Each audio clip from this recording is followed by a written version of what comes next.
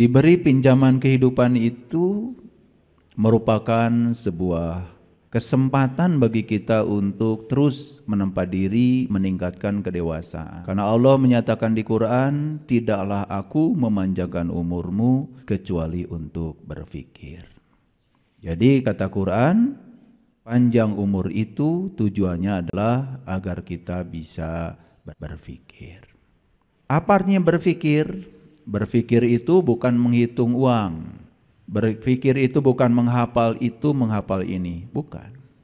Berfikir berarti menggunakan pikiran.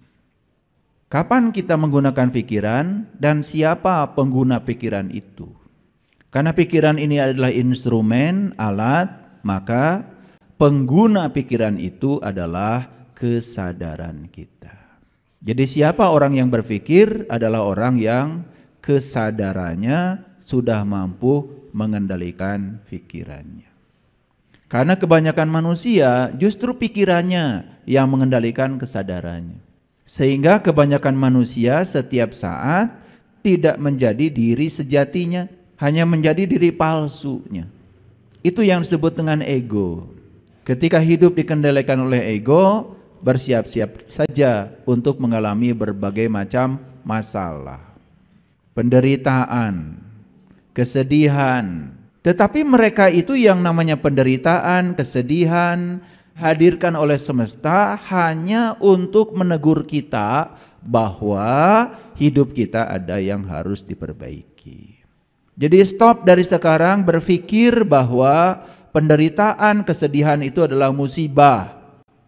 Atau apalagi disebut sebagai siksaan, apalagi disebut sebagai kutukan, azab dari Allah. Mana mungkin Allah yang maha cinta, maha pengasih, maha penyayang mengutuk hambanya sendiri. Mana mungkin Allah yang maha cinta, maha pengasih, maha penyayang menghinakan ciptaannya sendiri. Jadi kita ini selama ini mempersepsi Allah itu bertolak belakang terkadang dengan sebutan-sebutan yang kita sampaikan kepada Allah. Katanya Allah itu Ar-Rahman, Ar-Rahim. Tapi di sisi lain kita masih mempersepsi seakan-akan Allah itu baik kepada kita kalau kita baik kepadanya. Dan Allah itu jahat dan tidak baik kepada kita, menghukum kita, mengazab kita kalau kita tidak baik kepadanya. Konsepsi tentang Allah yang semacam itu adalah menghinakan Allah sendiri. Allah itu tidak punya sifat seperti itu. Dia baik kepada kita bukan karena kebaikan kita. Dan kalau kita mendapatkan segala kehidupan yang menderitakan diri kita, itu pun bukan dari Allah. Itu adalah alarm, peringatan, akibat yang ditimbulkan oleh tindakan kita sendiri. Sederhana saja, kadang-kadang kita suka berbicara, semoga penyakit saya segera dicabut oleh Allah. Suka begitu kan? Itu cara berbahasa yang tidak sadar. Secara tidak langsung kita sedang menuduh kepada Allah, seakan-akan Allah yang menanamkan penyakit itu pada diri kita. Lalu kita bilang, semoga Allah mencabut penyakit itu. Padahal di Quran tidak ada kata-kata Allah memberikan penyakit, tidak ada. Tapi kata-kata bahwa Allah menyembuhkan penyakit ada. Fa iza maridtu fahuwa yasfin. Apabila kamu sakit, aku yang menyembuhkan. Ada ayatnya. Tetapi sakit itu bukan dari Allah. Sakit itu dari perbuatanmu sendiri. Nah, segitu cinta kasihnya Allah yang luar biasa, kamu saja yang membuat penyakit, Allah yang menyembuhkannya. Tidak pernah Allah mengatakan, karena kamu yang bikin penyakit, kamu sendiri yang harus tanggung jawab. Enggak begitu Allah. Jadi kita menempatkan Allah saja masih salah. Persepsi kita tentang Allah masih keliru. Itu yang dikatakan Allah dalam hadis qudsi, aku bergantung sangkaan kamu. Jadi Allah itu menyatakan dirinya sebagai Rob. Rob itu adalah kehadiran, keberadaan. Kehadiran dan keberadaannya sudah cukup membuat segala sesuatu terjadi. Tetapi yang ingin menjadikan itu terjadi, itu adalah kita sendiri. Jadi kun fayakunnya Allah itu adalah beliau hadir sebagai fasilitator untuk membuat segala sesuatu terjadi. Tapi yang ingin segala sesuatu terjadi itu adalah kita sendiri. Kita sang kreatornya, kita sang penciptanya. Allah itu hanya mengikuti apa yang kita pikirkan, yang kita rasakan, yang kita bicarakan, yang kita lakukan berulang-ulang. Itu yang namanya doa. Pahami itu. Kalau ingin hidup menakjubkan, pahami itu. Makanya kita harus keluar dari zona nyaman kita, keluar dari kampung kita. Makanya di Quran surat An-Nisa ayat 66 Allah mengatakan, bunuhlah dirimu, keluar kamu dari kampungmu. Itu perintah. Dan jika kamu melaksanakan itu, maka itu lebih baik bagi kamu dan akan menguatkan imanmu. Itu Quran. Apa yang harus kita bunuh? Bunuh ego kita, bunuh diri palsu kita. Karena selama ini kita hidup dikendalikan oleh ego, diri palsu kita. Itu yang bernama pikiran. Pikiran mana yang disebut dengan ego? Pikiran yang belum tersentuh oleh cahaya ilahi. Saya pastikan ya, setiap pikiran yang belum diterangi oleh cahaya ilahi, belum ketemu nur ala nur, belum ketemu matahari ruhani dalam dirinya, itu yang disebut dengan pikiran gelap. Dan itu yang selama ini mengendalikan kita, cuman kita tidak sadar. Oleh karena itu hari ini saya akan memberikan hadiah buat kita semua. Saya akan membuka rahasia berserah diri. Karena selama ini kita cuma bicara, ayo kita berserah diri, ayo kita berserah diri. Caranya seperti apa sih berserah diri itu? Sama seperti kita disuruh untuk ingat kepada Allah. Malah nyebut-nyebut nama Allah. Padahal ingat dan menyebut itu berbeda. Menyebut itu di sini pakai mulut. Ingat itu kan di batin kita. Dan setiap kita menyebut, kita mengklaim seakan-akan kita sudah ingat kepada Allah. Disuruh tobat, malah minta ampun. Malah tobat itu bahasa Arab, artinya kembali. Kembali kamu pada jati dirimu. Tobat dan minta ampun itu sesuatu yang berbeda. Kalau kita sudah kembali kepada Allah, ya Allah akan mengampuni. Otomatis. Bahkan Allah mengatakan, Inna fatahna laka fatham mubina liyaghfira lakallah ma taqaddama min dambika wa ma ta'akhkhar. Hari ini kamu terbuka kembali penglihatanmu sehingga kamu bisa melihat jati dirimu, kembali kepada Allah. Maka aku ampunkan bahkan dosamu yang lalu, termasuk juga dosamu yang akan datang. Begitu kata Allah dalam Al-Quran. Kita terlalu puas mengaku pedoman hidupmu apa? Quran. Pedoman hidupmu Quran dan hadis. Tapi dua-duanya tidak kita pahami. Tidak kita pedomani. Hanya dibaca berulang-ulang. Dan kita menganggap kalau sudah membaca berulang-ulang, seakan-akan kita sudah soleh. Padahal membaca itu baru tahap awal untuk memahami.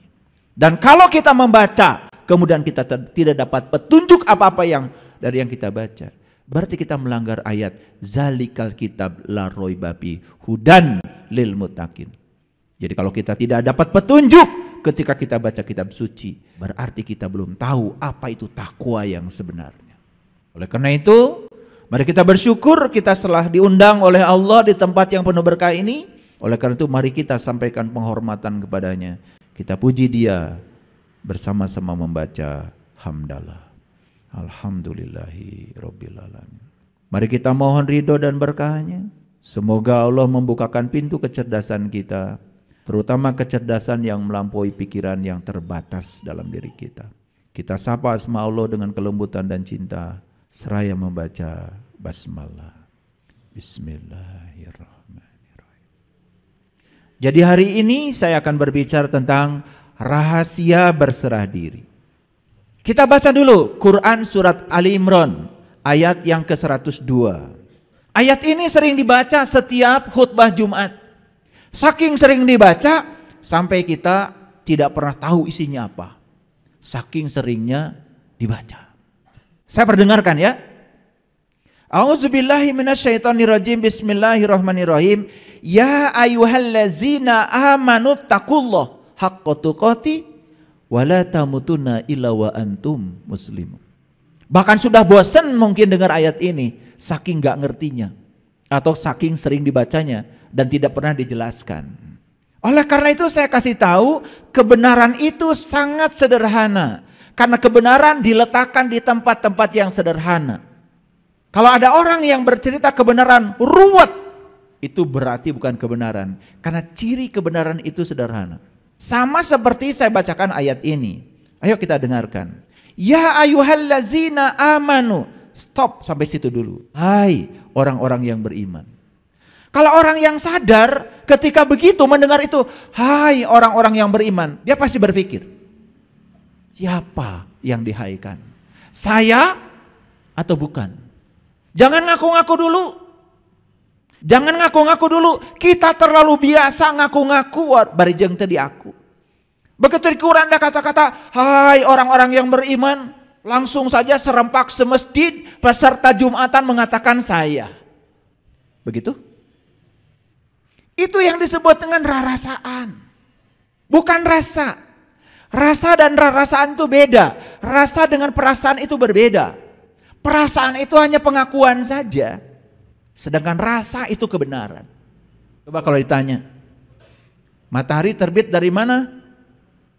Dari timur. Terbenam di sebelah mana? Di barat. Perasaan atau rasa itu?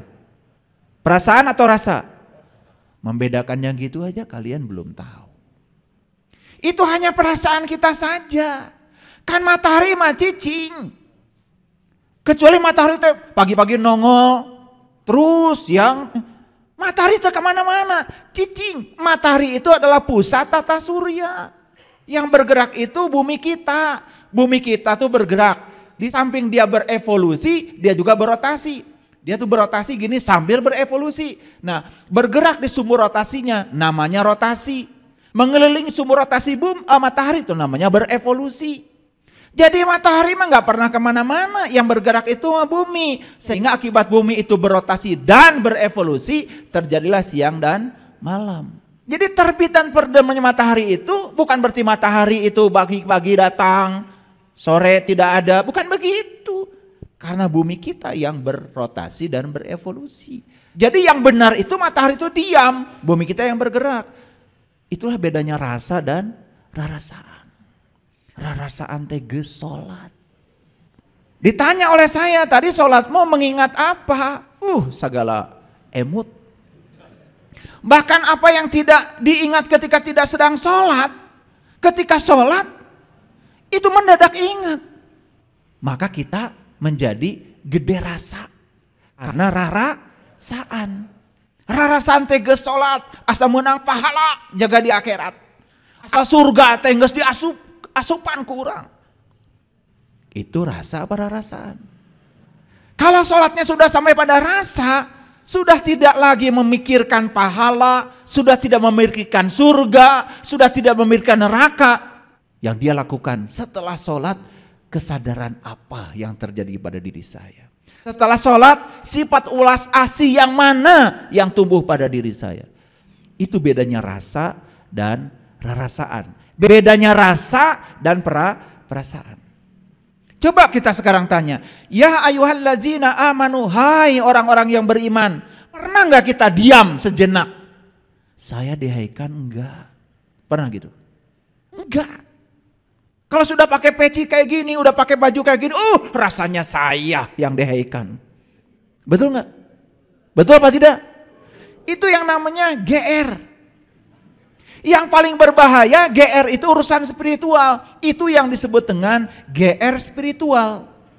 Padahal itu rarasaan, bukan rasa. Kalau kita jujur, tanya, iman itu apa? Pernah nanya? Gak nanya. Kalau nanya ada jawabannya. Kata Nabi, al-iman tasdikun bil qalbi wa ikrarun bil lisan wal amalun bil arkan. Kata Nabi, iman itu adalah pembenaran oleh kolbu. Tanya lagi lebih dalam lagi. Apa itu kolbu? Bagaimana cara kolbu membenarkan sesuatu? Harusnya gitu kalau ngaji. Dapat lagi jawabannya, kata Allah, langit dan bumi tidak akan cukup menampung zatku. Tak kolbunya orang yang beriman, itulah rumahku. Oh, ternyata kolbu itu adalah rumahnya Allah, kata Allah. Bagaimana kolbu bisa membenarkan kalau itu rumahnya Allah?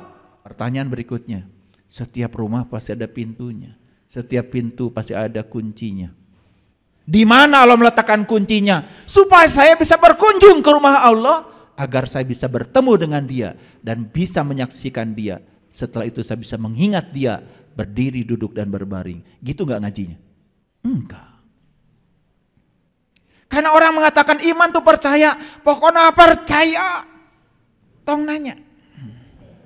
Makanya beruntung kalian hari di sini. Saya ingin mengajarkan kesadaran. Percaya itu kudu ada buktinya. Percaya itu harus ada bukti. Kalau tidak ada bukti, layak untuk tidak dipercaya. Dan agama itu bukan paksaan. La ikraha fid-din. Karena tidak ada paksaan dalam agama, setiap apapun yang kita yakini, yang kita percayai, harus ada buktinya. Percaya Allah teh deket jeung urang, bahkan lebih dekat daripada urat nadi. Diri kita sudah membuktikan, kumaha rek percaya. Tidak tertarik untuk membuktikan itu. Jadi kalau kolbu itu sudah bisa membenarkan, maka lisan kita jadi benar. Lisan kita jadi benar. Akhlak dan perbuatan kita akan mengikuti lisan kita. Itu yang disebut dengan jujur. Selaras antara batinnya, kata-kata, dan tindakan. Kan kita biasa tidak selaras. Di dalamnya seperti apa, keluar kata-katanya seperti apa, yang dilakukan seperti apa, bahkan melanggar janji, itu pun dianggap biasa. Padahal di Quran jelas-jelas dikatakan, ya ayyuhallazina amanu aufu bil uqud.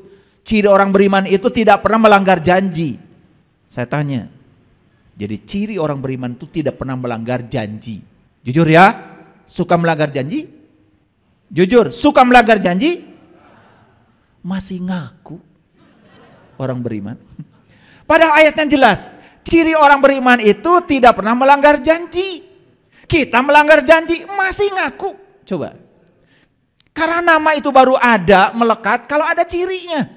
Ngerti maksud saya? Pertanyaan saya, ya ayyuhallazina amanu, hai orang-orang yang beriman, berani ngaku saya yang dihaikan? Berani? Baru nggak berani sekarang setelah dijelaskan oleh saya. Kemarin-kemarin sebelum kesini petatang petentengnya luar biasa. Betul? Bahkan menyesatkan orang lain itu biasa. Begitu orang lain beda dengan kita, sesat, murtad, kufur. Itulah orang yang pengetahuannya sedikit. Gampang menilai orang lain. Saya tanya sekali lagi, ya ayyuhallazina amanu, siapa? Ya siapa? Berani menyatakan, terima kasih ya Allah, saya sudah dihaikan. Berani? Jadi kalau ada kata-kata yang semacam itu di Quran, ya ayyuhallazina amanu, stop, renungkan. Saya bukan. Kalau saya ini tidak layak dihaikan, gimana caranya supaya besok-besok saya layak untuk dihaikan? Belajar di Quran, surat Al-Mu'minun. Apa ciri orang yang beriman? Hadirkan ciri itu pada diri kita. Setelah hadir ciri-cirinya, baru dengan percaya diri mengatakan, semoga saya ya Allah. Cukup sampai di situ? Jangan berhenti di situ. Karena berikutnya ada tugas dari Allah. Ittaqullaha haqqa tuqatih. Ittaqullaha haqqa tuqatih. Kata Allah, bertakwalah kamu kepada Allah dengan takwa yang sebenar-benarnya. Pernah nanya, takwa itu apa? Melakukannya seperti apa? Kenapa ada kata-kata takwa itu harus sebenar-benarnya? Apakah ada yang palsu gitu? Pernah nanya gitu enggak? Enggak. Jadi mau maju gimana?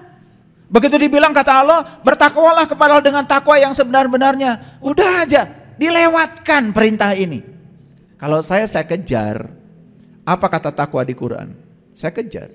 Makanya ketemu jawabannya di Quran surat Al-Baqarah ayat 63. Wa id akhadna mitsaqakum wa rafa'na fawqakumut tur khudhu ma atainakum biquwwatin wazkuru ma fihi la'allakum tattaqun. Jadi takwa itu sebuah prosedur. Pertama mengambil janji, yang kedua diangkat kesadarannya, yang ketiga ditunjukkan oleh Allah di puncak kesadarannya. Allah menunjukkan diri di puncak kesadarannya. Setelah Allah menunjukkan dirinya, bertajali dalam dirinya, baru kata Allah, wazkuru ma fihi, ingat yang aku tunjukkan kepada kamu, la'allakum tattaqun, baru kamu jadi orang yang bertakwa. Jadi takwa itu prosedur. Mengambil janji, diangkat kesadarannya, ditunjukkan sesuatu di puncak kesadarannya, ingat yang Allah tunjukkan, itu baru takwa. Jadi siapa orang yang bertakwa? Orang yang sudah bisa ingat kepada Allah dengan ingat yang sebenar-benarnya. Itu hak kotukoti. Gitu nggak kita? Belum. Belum semua. Setelah dibahas gini baru sadar, oh ternyata saya ini belum tahu. Tapi sekarang saya tahu kalau saya belum tahu. Alhamdulillah. Daripada terus-menerus menjadi orang yang tidak tahu, tapi kita tidak tahu bahwa kita tidak tahu. Yang lucu, banyak orang yang menganjurkan kepada kita harus bertakwa. Banyak apa sedikit yang kayak gitu? Banyak sekali. Ya ayyuhallazina amanu ittaqullaha haqqa tuqatih. Jadi kalau begitu saya mau nanya, pintar apa tidak? Yang bisa takwa itu orang beriman atau orang yang mengaku beriman? Yang beriman. Dan tidak mungkin Allah tiba-tiba menyuruh seseorang sesuatu yang tidak dia lakukan. Misalkan ginilah, saya sederhana aja. Kalau saya mau nyuruh anak saya diajarkan baca tulis Quran, saya cari guru yang bisa baca tulis Quran. Pasti nggak cari tukang tembok dong. Paham? Sekelasnya Allah nyuruh kita bertakwa, pasti itu ada pesannya. Makanya yang disuruh bertakwa di ayat ini siapa? Hanya orang beriman.